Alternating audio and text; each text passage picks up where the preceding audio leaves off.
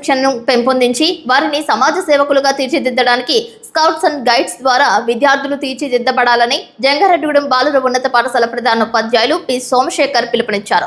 Scouts సేవా విభాగం ఏర్పడి 75 సంవత్సరాలు అయిన సందర్భంగా పాఠశాల ఆవరణలో సర్ రాబర్ట్ బేడెన్ విగ్రహానికి పూలమాలలు వేసి నివాళులర్పించారు. స్కౌట్ విద్యార్థులు క్రమశిక్షణకు మారుపేరుగా ఉండాలని ఆయన ఆకాంక్షించారు. పాఠశాల ఫస్ట్ అసిస్టెంట్ శివశంకర్ మాట్లాడుతూ విద్యార్థులు తమ ఖాళీ సమయాలలో ప్రజలకు సేవ చేయడానికి ముందుకు రావాలని, వారి వద్దనున్న మానసిక శారీరక శక్తులు సద్వినియోగపరచుకోవాలని, ప్రస్తుతం ఉన్న సెల్ ఫోన్ వాతావరణం నుంచి వాస్తవ లోకంలోకి వచ్చి ప్రజలకు సేవ చేసే సేవా గుణాన్ని అలవర్చుకోవాలని హితవు పలికారు. పాఠశాల సెక్రటరీ ఎంఏ నబీ మాట్లాడుతూ స్కౌట్ విద్యార్థులు తమ ఖాళీ సమయంలో ప్రభుత్వ ఆసుపత్రుల వద్ద, వృద్ధాశ్రమాల వద్ద, రద్దీగా ఉంటే ప్రదేశాల వద్ద, జాతర వద్ద అక్కడి నిర్వాహకులకు తోడ్పడాలని సూచించారు. అందువలన వారు మానసిక ఉద్వేగాలు అదుపులో ఉండి వారిలో మానసిక స్థైర్యం పెరిగి తెలివితేటలు అభివృద్ధి చెందుతాయని అన్నారు. దాని వలన వారు బాధ్యత కలిగిన పౌరులుగా ఎదుగుతారని సూచించారు. పాఠశాల scout and guide instructor IBSRK Prasad మాట్లాడుతూ స్కౌట్స్ పిల్లలు